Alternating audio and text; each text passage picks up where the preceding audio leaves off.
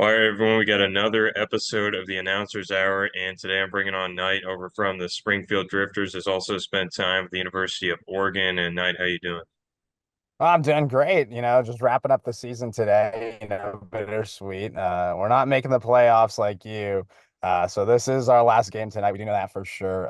But coming off back-to-back wins against Bellingham, a team that's making the postseason, feeling pretty good about ourselves right now. That's awesome, man. Do you know how you got into that, just position with the Drifters? Yeah, I mean, it kind of goes back to just having a little bit of a background in summer ball. During my freshman year at the University of Oregon, my sports director at the time, Jordan Brenner, he had broadcast in the California Collegiate League for the Conejo Oaks. And I knew that I kind of wanted to go into baseball. I kind of wanted to broadcast baseball at some point. And I talked to him about that. And he was like, well, you should like get into summer collegiate baseball. Like that's the place to go. And so he recommended me for the internship with the Conejo Oaks in the California Collegiate League. Really, really just loved my experience down there.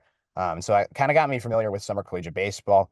Living in the Pacific Northwest for the past 4 years or so, I knew that the West Coast League was a thing. I knew about the Corvallis Knights. I like the Corvallis Knights, and my name is Knight. So I was like, oh, it's a baseball team named after me. Like, how cool is that? If there was a team called the Patricks, I'm sure that you would be a fan of the Patricks, right? So I knew about the West Coast League, and I saw that in 2022 that there was going to be a new team in Springfield. And going to school in Eugene at the University of Oregon, I just felt like that was the perfect fit for me. And so when things were getting up and running, I sent an email probably in fall of 2021, just kind of sending them my tape, just sending them a little bit of my reel from the Conejo Oaks and just being like, hey, like I have experience broadcasting summer collegiate baseball again. I go to U of O. I think I'd be the right fit for you. And they got back to me a little bit later and said, we're not really there yet, looking to hire a broadcaster, but reach out to us again in the spring. And I continuously hit them up in January, February, and March, and finally they met with me, and the interview went well, and they decided to hire me. And so I was an intern the last 2 years, and then this year they hired me full time to kind of run the media side of things, run our staff of interns, and get everything squared away that way. But it's been a journey, 3 years now with the organization, and I love it. I mean, it's the best time in the world. You get to go to the ballpark and talk about baseball and hang out with baseball players, and I don't think there's anything better than that in the summer. And so, just to clarify, you've been doing it every season of Drifters baseball. You've been their announcer. Yeah, no, and I think that's like the fun part is that like I'm kind of like the encyclopedia of the team, and it's funny too because yes, our owners have remained the same over the past 3 years, but we've had a new GM after year one, and the only people that have been around as long as me are the owners and our trainer Randy, and so we've gone through two head coaches now. We might have a new head coach next year. Who knows what that's going to be like? But it's kind of fun being the like encyclopedia of the team. Like I know all the history, I know all the records. Like yesterday, Elijah Maris just hit his fifth home run of the season, and I was like, "Oh, that's the record breaker right there," because I knew about Dominic Hellman's 4 home runs from 2022, and it's fun being around this league for so long. Like when we were up in Ridgefield and we're playing you guys, and you see Safea Mawai come back, and then you see a guy like Doyle Kane come back, and I knew what they were like playing for the Raptors in 2022. And so, in a sense, I kind of have this history of the West Coast League too, and this backstory and all this knowledge and information. And, it feels like I'm kind of that unk broadcaster in a sense of the West Coast League. Obviously, Mike Parker's been doing it longer than me. But over the last 3 years, since 2022, I've been a staple in this league, and I know a lot about this league, and it's been fun growing with the team and seeing the crowds grow for us. Like our first year, I think our largest crowd was like 222, and we had 1,336 people in attendance at the July 3rd game this year. So it's fun being a part of a startup. It's a grind, but it's cool kind of having all this history about the team and getting to share that with others. Yeah, and, would you say baseball is your favorite sport to broadcast?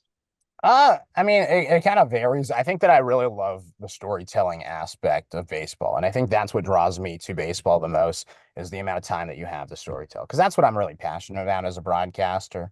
That's not to say like I have a lot of fun calling volleyball. I think that the thing is that like I think the thing with volleyball is that you're just trying to get better with each and every rally. And I don't think that like thing about baseball is like the season's so long and you get to tell all these stories, but a lot of the ways that you call action is kind of scarce because you don't know if you're going to have 15 hits in a game or like 2 hits in a game. And so there's not that constant rep. Whereas in volleyball, it's like fast pace, it's happening. And I called that for 2 years at Oregon. And so when you're calling these long rallies at a high pace, you just want to get better and better. Like each volleyball match I went in, I was like, well, I want to do better the next rally. And then I want to do better the next rally. And how am I going to fit more descriptive words in a rally? So if it goes, 10 touches, how am I saying hits it across so many different ways, belts it, thrashes, whatever it may be. And I think that was really fun for me, getting to broadcast volleyball. So long answer short, I love broadcasting baseball. Volleyball's up there for me. I'd say those are the top two. But they're just different, it's two different types of ways to broadcast. One more fast pace, one more slow pace, and I enjoy both styles of broadcasting.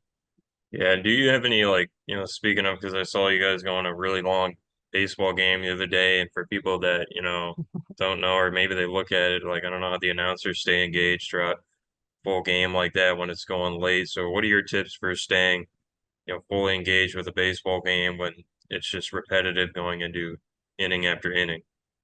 Oh man, dude, that was a grind. 4 hours and 37 minutes. And I mean, it was just an ugly game. You had 20 walks, 9 hit by pitches, couple of errors, 7 errors actually total, 2 ejections. And I think that like you just got to make it entertaining. Like there's still stories to be told. And even in a game that's like 15-2 and the game's over by like the 6th inning, there's still stories to be told. And I think that you have a little bit more fun with your broadcast when the game is a little bit out of hand like that. I think that's the fun thing is that, you know, you can get so wrapped up in the action of baseball. If it's a tight game, 3-2, 8th inning, you're just so focused on, okay, what is the situation? How am I going to call this hit? If this guy gets a go ahead base hit right here, like, what am I going to say? Like, you're always thinking about trying to prepare for the next play. Where in a game that's like 15-2, you have a lot more free reign. Like that base hit that's going to score a run in the 6th inning of a 15-2 game, that's not going to mean as much as a base hit in a tie game in the 9th inning. And so with that, you have a lot more freedom just to talk about whatever you want, whatever the story may be.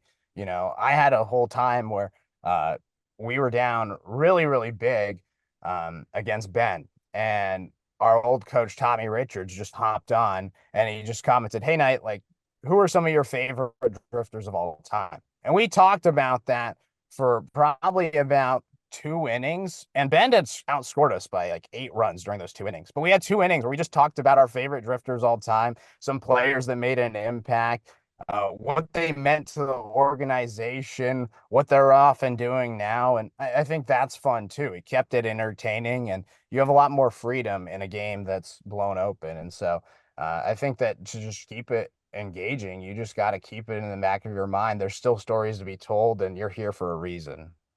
Yeah, and do you typically like to work with, a color commentator, and how often were you doing that like in volleyball and baseball? I mean, it kind of varies. I mean, I like working with a color commentator. It's a little bit fun, to just try to tee up somebody. And I think that's something that I'm growing a lot with too. With the Drifters, I broadcast solo, and I have a lot of experience broadcasting solo. Volleyball is one of those things that I kind of liked calling it solo more than I liked calling it with a color commentator because the action's so fast paced. It is nice having a color commentator because you get to take a breath and they can like try to examine the play. But I have no problems broadcasting on my own.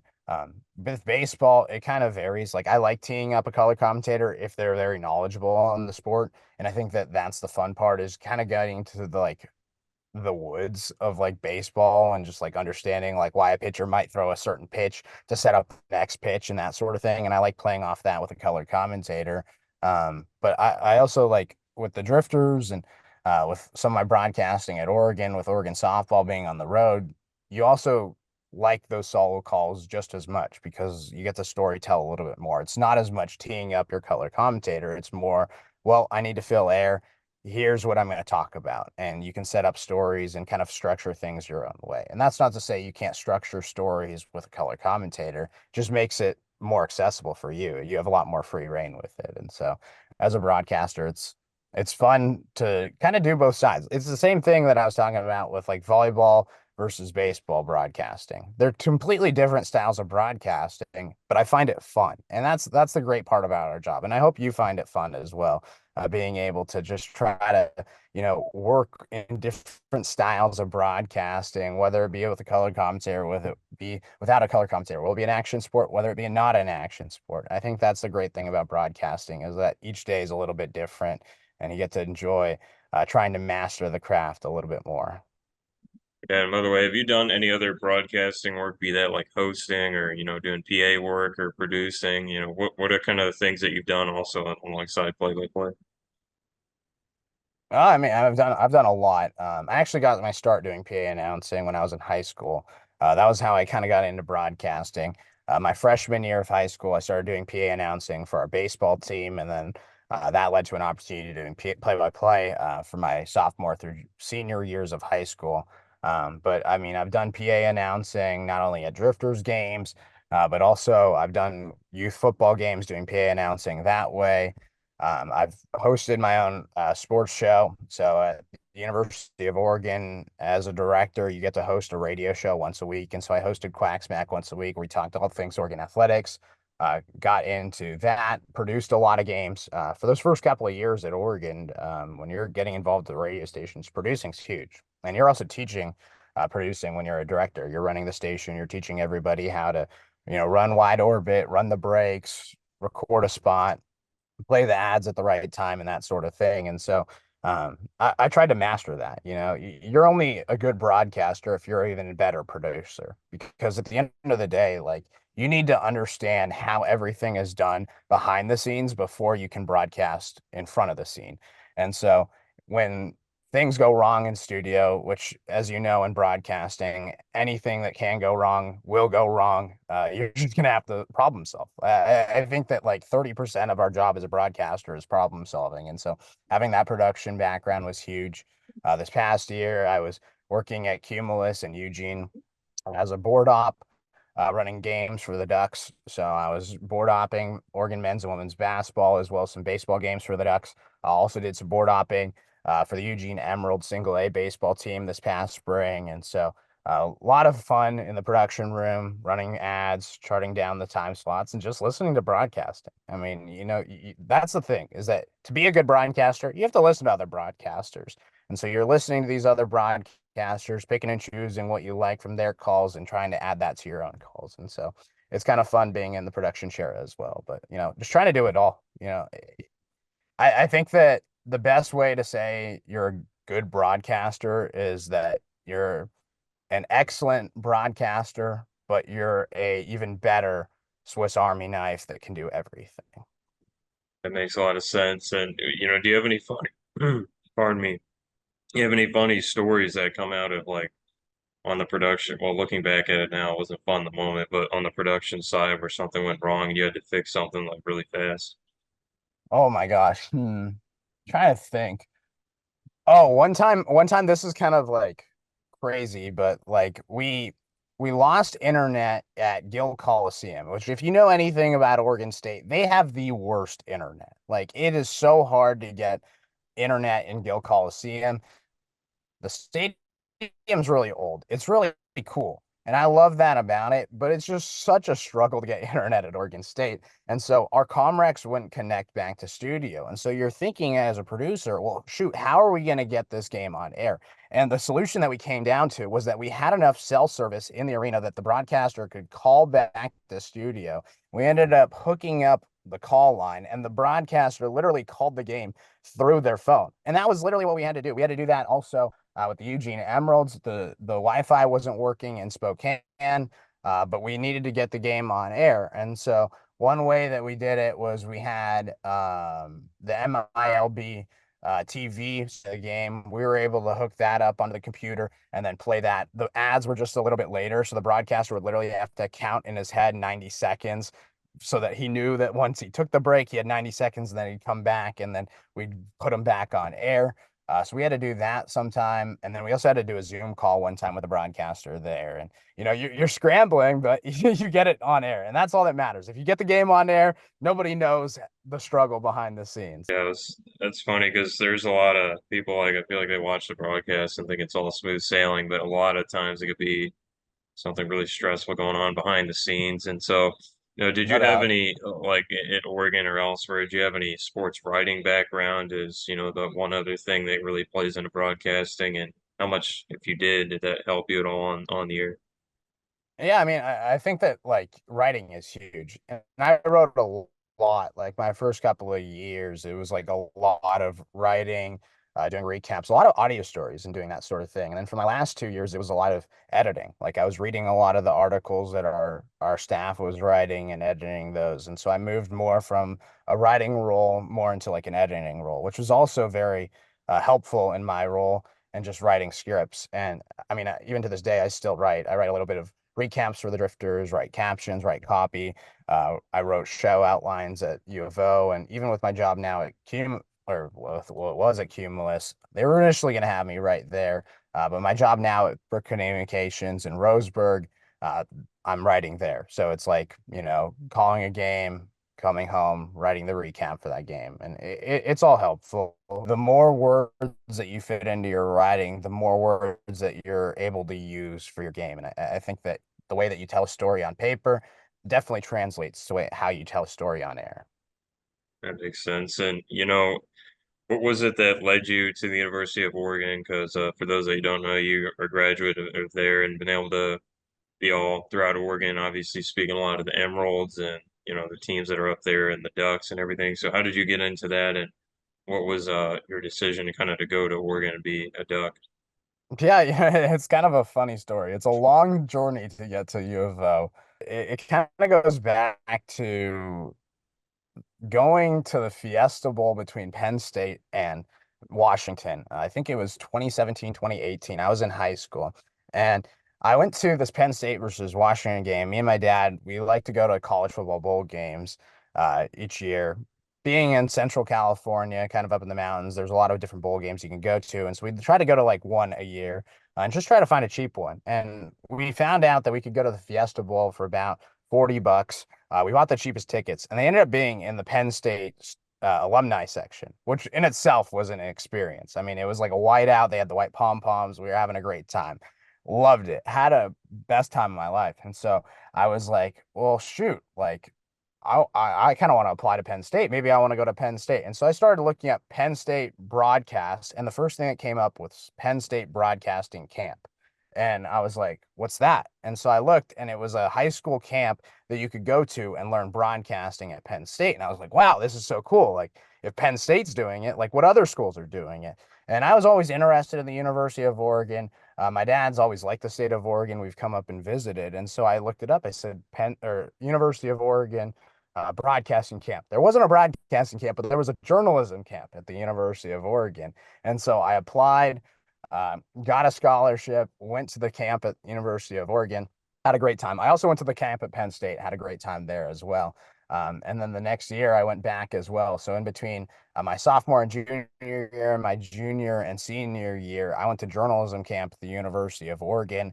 Uh, Loved it, got college credit, lived on the campus for a week, and got to take some classes in the journalism school, met some professors. And after I went to a journalism camp at TCU too, got done with 2 weeks there. And I was like, I don't think Texas is for me. I don't know if the South is like where I want to go to school. And I remember getting off the plane from Texas to Eugene and getting off the plane in Eugene and just being like, yep, this feels like home. And so it was nice walking out to 77-degree weather in June. And I was like, yep, this is where I want to be. And I initially I got into Penn State. I really thought I wanted to go to Penn State, but the West Coast was just the draw for me. I like waking up on Saturdays and having college football start at 9 a.m. I like getting up on Sundays and having NFL start at 10 a.m. Like I like the West Coast schedule. I don't like being up till 1 in the morning watching a baseball game, especially being a fan of West Coast teams. So that there's that appeal. And I really liked just the aspect that Oregon competes in a lot of titles. You're going to go to Oregon, you're going to cover high-end athletics. I'm sure that you probably felt the same way at Miami, but when you go to Oregon, there's a certain standard. We are a brand. The Ducks are a brand, and Oregon football is competitive. Oregon women's basketball, although they haven't been competitive during my time at Oregon, before I got to Oregon, they were very competitive. And men's basketball was making the tournament, winning the Pac-12. Baseball's picked it up. Softball's there. Track and field's excellent. I mean, there's just so much winning at Oregon that it drew me to going to a school like that where I could cover a big time event. I want to go cover a Pac-12 tournament. I want to go cover a Rose Bowl. Did I cover a Rose Bowl? No, I didn't. But at the end of the day, that's what I thought I was going to get to do. And I got to go to the Holiday Bowl. I got to go to the Elite Eight for volleyball for back-to-back years. I got to go with softball to the regional the last 2 years. And so we were competing. The Ducks compete, and getting to go to a school like that and get to cover high end athletics was certainly appealing. And I mean, like I said, long story short, journalism camp to Oregon, really loved the professors. And I think that just really set me up for success. I knew about KWVA, our student radio station at U of O, and that got me going. Do you remember your first game or either producing or play-by-play that you were helping out the station? Yeah. So this is kind of funny. I mean, it's COVID, right? So my first year was COVID. We weren't really allowed to take in-person classes. You weren't allowed to go to games as students. So all of our football games were delayed. Remember in 2020, the Pac-12 had a late start, so they didn't start the football season until I'd say like October, November, while everybody else was playing well before that. And so we didn't really have many opportunities to get involved. I did a few Quack Smacks, which are podcasts, and we literally just did it over Zoom. And somebody would record it and we'd like pre-record it and then upload it, and it would get published and played over the air like 2 days later. But my first time doing something in person was actually New Year's Eve. Nobody else was in town, and I was like, I live in Oregon. Like I can go. Like let me go. And so they let me cover an 8 o'clock men's basketball game on New Year's Eve. And so everybody else was partying on New Year's, and I was one of like 13 people at Matthew Knight Arena in attendance to cover this men's basketball game against Cal. My family lives an hour from Eugene, so I drove the hour home, recorded the audio story in my car, wrote the written summary, and right when I published it, that was like right when clock hit midnight, and I got to celebrate like the new year by like finishing my first ever story at the University of Oregon. So that was pretty fun. As for broadcasting, though, I called women's lacrosse my freshman year with my buddy Xavier Aguilar. We were both freshmen, and they took a chance on us. That was the first time that we got to broadcast women's lacrosse as a radio station, and they took a chance on two freshmen, and we ended up splitting the half and learned everything about women's lacrosse and had a fun time. Yeah, and were you nervous at all or getting into it, or was that I'm also been getting attacked by a fly that's all broadcast, so they're trying to swat him away. But anyway, do you remember your All good. first time like being on the mic? Was it nervous? I mean, I know it's fun like after the fact, but were you nervous at all? Definitely. And I think it helped. Like, I had a little bit of broadcasting experience in high school. This is a fun story, too. My first ever, like, play by play experience in high school was my sophomore year of high school. We were broadcasting a football game in Tehachapi, California. And Tehachapi is, like, kind of in the mountains in between Bakersfield and the Mojave Desert. And so it was so cold. It was like 34 degrees. The wind was like 40 miles per hour, it felt like, and it was just whipping. And like, even though I had a big, heavy jacket, I was like cold. I was nervous. It was my first time on air. And I just remember just stuttering and shaking. And that's what I remember the most about that first broadcast was just like, I need to just get through this. Everything else is going to be clear sailing from here. There's nothing going to be worse than my first time broadcasting, stuttering this much and being this cold. And I think that it helped me a lot. Once I got to college, I had a little bit more confidence in myself. I still wasn't fully confident. I'd say like by the time I hit my sophomore year, that was when I first like became like, okay, I can do this thing. Like I wasn't having that imposter syndrome anymore. Like I could actually do this broadcasting thing. But certainly there's those nerves. And I think the first time being on 88.1, being on actual radio, I was like, oh, we're off and running. Like I can't cuss. Like don't cuss in the back of your mind. Like don't have that happen. And so you get through it, but I feel totally confident now with my craft. Yeah, I know it's a different experience for everyone their first time, but I feel like there's definitely a lot of nerves for me. And going off that, the I think you mentioned at one point you were like the voice kind of for one team is how Oregon was splitting it up, and you guys at the student radio Mhm. station. And so, can you talk about what that experience was like? Is really getting to cover, like game after game, basically for one squad up there in Oregon, as opposed to spreading it around. We are the flagship station for Oregon volleyball, Oregon soccer, and Oregon softball. And during my time at KWVA, I was fortunate enough to be the voice of Oregon volleyball and the voice of Oregon softball. Volleyball for 2 seasons and softball for 1 season. And I mean, that experience is incredible. You get to travel a little bit with the team. We traveled for every game with softball, which I'm very, very proud of. We only missed one broadcast this year, but that wasn't my fault. That was our GM accidentally scheduled us a flight on the wrong day, and we ended up missing our flight and having to scramble to get back to Eugene. But that's a whole other story. But to be able to broadcast every single softball game this past year was just incredible. You get to be with the team. You get to talk to the players a little bit more. You get to build a relationship with the coach at a different level. I mean, it's a very unique experience to have that as a student broadcaster, let alone a student journalist. And I'm sure you know your experience working in collegiate athletics. Like, it's kind of hard to build that relationship with coaches and players as a student journalist. Your access just isn't a lot. But when you are the voice of a team, like you're recognized as that voice of the team by the team. And so getting to collaborate with the athletic department, our creative services, and use my calls, send them our clips, and be able to collaborate with them. So when they did like the cinematic recaps, my calls were heard on the official Oregon softball account or Oregon volleyball account. Getting to work with them was a very unique experience. And I mean, as you know, broadcasting diamond sports, like it's very useful to be there for every game. You get to have it all in your scorebook. You can look back at the last game and be able to jot your memory down on paper and go back and find that.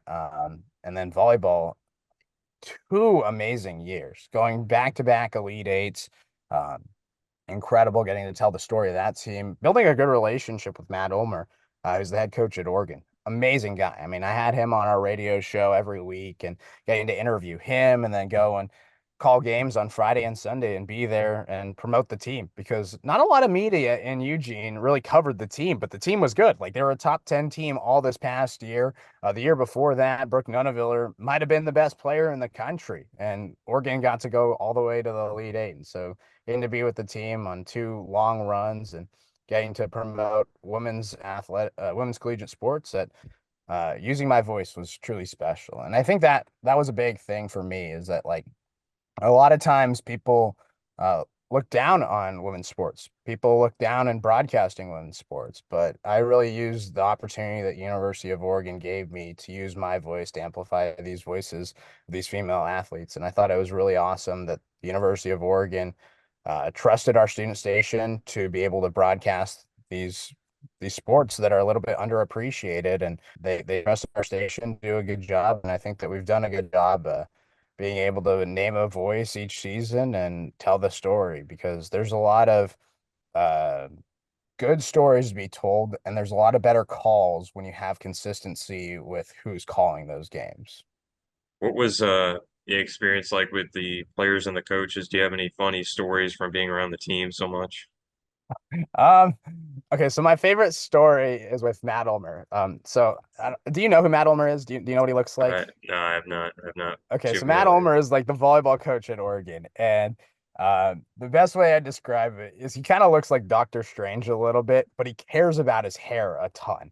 And there was a time we were on the road, and he didn't have the right hair gel, and so he sent a GA all over town trying to find the right hair gel for his hair so he could have it. It ended up being like a $50 like hair gel that somebody had to go to like 6 different stores to like try to track down. And I thought it was just so funny that like Matt just cared about his hair so much that he needed that to happen. And like we were in like Minnesota, and it was like, Matt, like we're gonna be home in 3 days. And he's like, I can't have my hair look like this in the Big Ten Pac-12 challenge. It's like it has to look good. But that was definitely a fun time. Wow, that's really amazing. I know there's plenty of plethora of stories once you cover a team for anyone that's out there and getting into athletics and stuff like that. You'll hear a lot of these every Yeah. day-to-day things that are crazy, No but doubt. Actually, another fun one too was with softball this year. We were flying back from Florida on Super Bowl Sunday, and our flight got delayed in Denver. We were on the runway for like 2.5 hours. Like the plane just needed a jump start. I'm not sure what happened, but we were all on the runway for like 2.5 hours, and like me and like eight softball players are all huddled around my little phone watching the Super Bowl, and like with going to school at University of Oregon, about 35 to 40% of the people are from California, and about those 30 of those 40% of those students are from the Bay Area. So there was a lot of Niners fans there, and seeing the Chiefs like win it and just like everybody was just like kind of pissed, but it was a fun moment all huddled around my little phone on the plane for that one time. man, the flights. I know we had a situation in Miami that was interesting with the flights in terms of Yeah. what's been going on with that. And but can you take me through kind of a day to day in terms of what you'll do to critique yourself if you're doing any of that, behind the scenes? We look back at your tapes or we send it around to others and stuff like that. Yeah, definitely. I mean, I have a lot of friends that I've made throughout the years that I've been able to share my tapes with, and they've given me feedback. But I think the big thing for me is like each day when I go and do my prep for the next day's broadcast, I go back and listen to myself and just try to like listen to myself while I'm doing that prep and try to write down a few things, just try to get better at each day. And you're always trying to get a little bit better. I think Vin Scully said it once, which was the best quote that I still use to this day, is that I'm still waiting for the perfect broadcast. And I am. Like, I don't think any of us are going to be satisfied with any call that we have. There's always going to be one thing that we're going to try to get a little bit better at each day. And so I try to do that day by day, listen to myself. And even after games, just go back and listen to myself. And I think it's also fun to examine things at the start of the season and the end of the season. Like just going back and listening to my calls from the first week of this year's Drifter season to like where I'm at now, and going back and listening to 2 years ago to where I'm at now too. There's a lot of progress that goes into there, and so it's also writing down things that you're proud of and how you've been able to improve as a broadcaster to remind yourself that you are growing, and you may not see the growth on a day by day, but there is growth there. Well, speaking of the critiques, just getting right back into things here after we move locations inside the hotel, I mean, do you have any people that you're looking up to, like getting into broadcasting or like favorite announcers that you would try to model? Yeah, I mean, I think that there's always every broadcaster. Like I think that like when you watch a game now, I don't know if you do it the same way that I do, but I think that like for me, every single time I watch a game, I'm not really watching a sport. I'm listening to the broadcaster and listening to how they do it. Now, do I have idols? Yes, John Miller of the Giants. Like I grew up listening to his games, and I love John Miller and the way that he story tells. And I think that a lot of my baseball broadcasting comes from John Miller. Being around Mike Parker actually a lot these past 2 years have been really influential for me. Mike Parker, the voice of the Beavers and the voice of the Corvallis Knights, we've gotten to broadcast together. How it works is when the Knights come to town, I'll give him innings 4, 5, and 6, and then when we play in Corvallis, he'll give me innings 4, 5, and 6 on their stream. And then I get to broadcast with him and get to listen to him. And so it's been really fun getting to work with him, listen to him. And he's a big storyteller, and the way that he calls baseball games has really shaped how I call baseball games. And I can even tell, like, after our series with Corvallis, the way that I've been broadcasting since that point has been completely different than beforehand. And so I think that he's been a big influence on me in my broadcasting. This past year at Oregon, just getting to listen to Joey Mack a lot has been really influential for me. Joey's been a big critiquer of mine, and getting to hear feedback from him and getting to work with him has been great. Me and Jerry Allen, the voice of the Ducks, got to host Duck Insider, which is the Oregon Sports Network's official radio show that we produce daily. in the Country Financial Studio at Oregon, and getting to work with him has been really, really awesome. But there's so many others. I mean, Doc Emmerich back in the day, like I'm a big hockey fan, and Doc Emmerich, the way that he calls hockey is just incredible. I mean, he doesn't do it anymore. He's retired now at this point, but the way that he called hockey was like just insane. And I loved it. And I loved how he was able to fit in short stories in a fast-paced sport. Just add little information. Passes it over to Johnson, the third-year centerman from Notre Dame, whoever it may be, whatever it is. And I loved the way that he was able to fit that in a little bit. But there's too many broadcasters just to think about that have been such big influences in my life. But I think that really, like as of late, like Mike Parker and Joey Mack and Jerry Allen, I'm really appreciative of those guys who are legends. Like getting to work with Jerry and Mike have been absolutely incredible, and it's truly special in my shoes to get to work with them. Just 2 months apart, but they've been huge for me. Yeah, I know there's a lot of people that, certain guys will look up to. And, I'm thinking, do you have like in your critique process when you're just doing it yourself, do you have like a checklist? I've heard of Kevin Harlan doing like that kind of thing where he'll have certain like, fundamentals he's looking to cover each game. Do you do anything like that after a broadcast?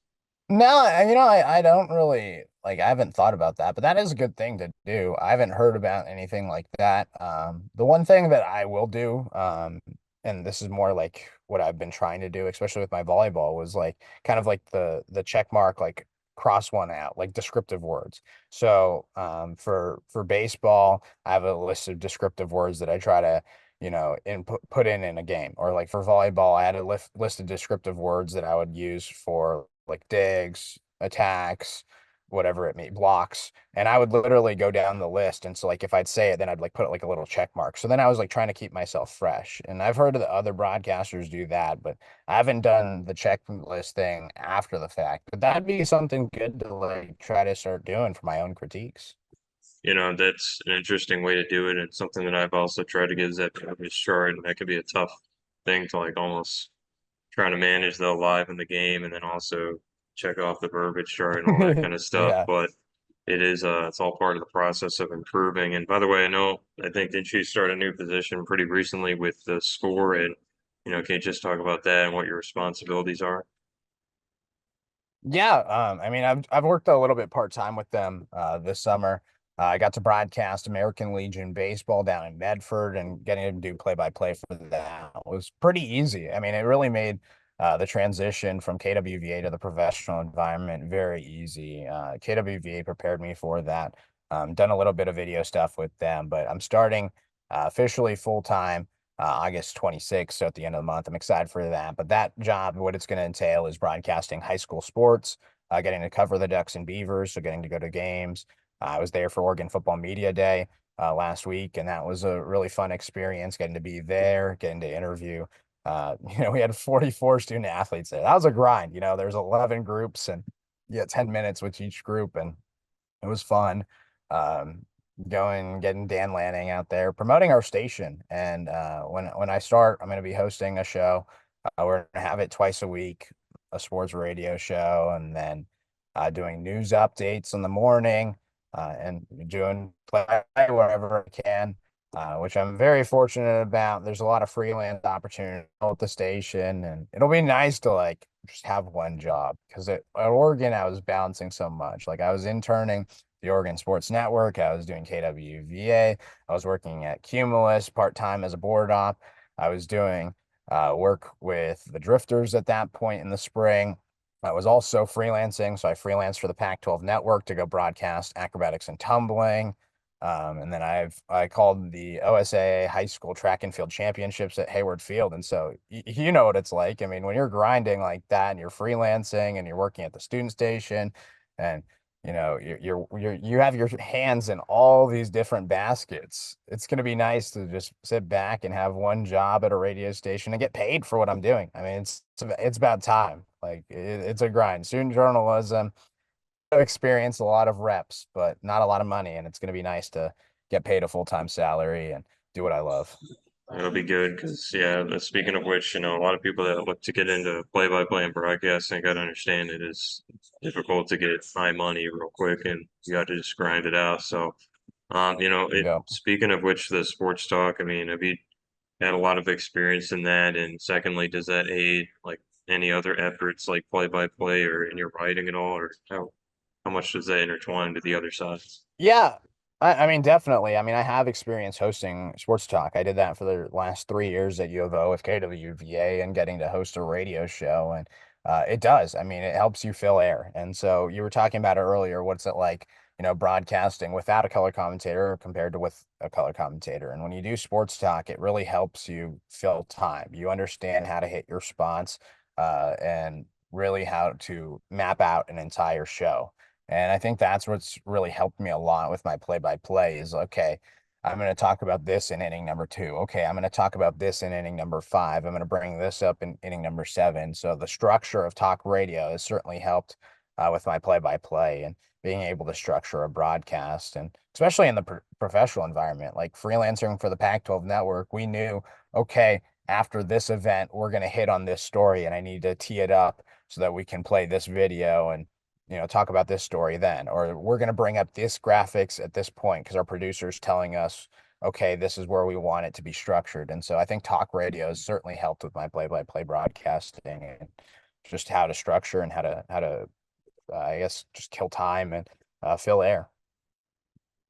Yeah, it definitely is a good point. And so, moving forward, do you have any big future aspirations or goals? And do you see a lot of your work being centered around, the Ducks and stuff? I hope so. I mean, I really like living in Oregon. I think that like this state is incredible. It's so beautiful. I love not paying sales tax. That's a big thing. As silly as it sounds, like you're not making a ton of money in broadcasting, and so any little bit helps. And so not being able to pay tax when you go to the store is huge for me. And so I love this state. I love the weather, and I'm excited actually like, yes, I've covered the Ducks for the past 4 years. I'm going to continue covering the Ducks, but I'm also excited to cover the Beavs a little bit. I haven't had that experience of going to Research Stadium. I've been to Goss Stadium. I've broadcast there, but I haven't gone and covered an Oregon State baseball game. I haven't officially gone and covered a game in the Beavers side, and so I'm excited to be a part of this state media and get to cover these teams. And I don't know what the future looks like for me. I'm Canadian. Like I could go back to Canada and go and do broadcasting out there at some point if I'd like and see where that takes me. I could go down the minor league baseball route. I could see myself doing that in the future. But right now, I'm happy having a job and getting to live in a beautiful place. And, you know, who knows? I'd like to make the network jump someday. It'd be cool to do television network broadcasting. I think the biggest dream of mine would be to broadcast for CBS. My dad, he worked for CBS, and my grandfather, he also worked for CBS, and so it'd be kind of cool to be like a third generation CBS employee. And so that's always been the main goal at the end of in the back of my mind. The end goal was okay. I want to be a broadcaster for CBS someday, and I think that that vision has definitely gotten a little bit blurry, just going through college and then where the opportunities arise and where the job offers come. And also getting to live in a place like Douglas County now. Maybe just got my apartment, moving in, and getting to cover these athletes. Like I grew up in a town of 2,000 people, and I knew what it was like when the local newspaper came to our games and we got to be in the paper. Like it meant a lot. It meant so much to me as a kid. And so I'm excited to provide that for local athletes in this area. Douglas County, not the biggest area in Oregon, but we do a really good job at promoting these local athletes. And I think that a lot of times you can get wrapped up, oh, I'm going to call the NBA, oh, I'm going to call the NFL. But again, there's still good stories out there to be told. And you can tell these stories in small communities and promote these athletes because that's what journalism is about, using your voice to amplify the voices of others. For real. And I like the way you've tied in that journalism with, the whole announcing. And that's certainly, those two are very mixed in together as well in terms of play-by-play and broadcasting. But, and maybe one more thing, do you have a greatest method for, like, I guess, mixing in the broadcasting and the, like in the X's and O's, and then the storytelling at the same time, and how do you mix that and not get too caught up in one or the other? I think that it's just little bits and like you can call the action, but like you can just like throw in little bits and pieces of information and understanding that like in a call is going to be like 2 to 4 hours, or in the other case, 4 hours and 37 minutes. But that's a long time. And you have a lot of time to be able to sprinkle that information throughout. You shouldn't just drop all of the prep that you've done on the first batter in a game, right? You can sprinkle that throughout the broadcast. And so you're able to story tell and keep the listener engaged and guessing. You're always trying to lead them to the next point, and you're always trying to lead them to a point where they're thinking, okay, well, what's next? What's next? You got to tease. It's all teasing, right? And so you got to get to the point where you're able to sprinkle information throughout tease, and I think I'm trying to get better at that, and we'll see. 3 years from now, my answer may be a little bit different, but at least in the way that I've listened to broadcasters, again, like Doc Emmerich, just fitting in little information, calling a high action sport, I think that like that's one thing that I take a lot of pride in and try to use for my craft. That's a great point. I think a good one to end on here, Nick, 'cause I don't want to take up too much of your time, but it was so great to get you on the podcast and also be able to hear your thoughts and opinions. Definitely as a guy up here in the Pacific Northwest, because we haven't had a ton of guests on yet from this region, and certainly it was interesting to hear, especially with Oregon, Oregon State being two of the prolific programs. And by the way, do you think the Ducks football team is going to be able to win the national championship here? Oh, I hope so. I hope so. I think this is the year. I mean, I remember when Dan got hired, in the back of my mind was like, well, shoot, why didn't we get Lane Kiffin? But after his first press conference, he walked the plane out. Was like, oh, this is the guy for the job. And since that point, he's turned Oregon into a recruiting juggernaut. He's built the roster. I mean, it's going to be so physical, and it's a long season, and we've seen Oregon stumble. But I think that this year, like the team's way more complete than the team last year, despite not having Bo Nix, despite not having Troy Franklin. I mean, you bring in a guy like Evan Stewart, you bring in a guy like Dylan Gabriel, even Gabriel's backup if he goes down. Dante Moore is another great addition. The whole defensive line.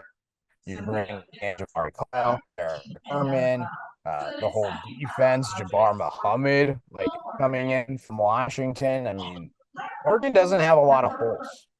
I think that the biggest hole last year was kicking, and we obviously pegged Washington with the kick. But you bring in Atticus Sapping, from Oregon State, who is probably the best kicker in the Pac-12. So I feel pretty good about the Ducks, and I think that they can win the national championship this year.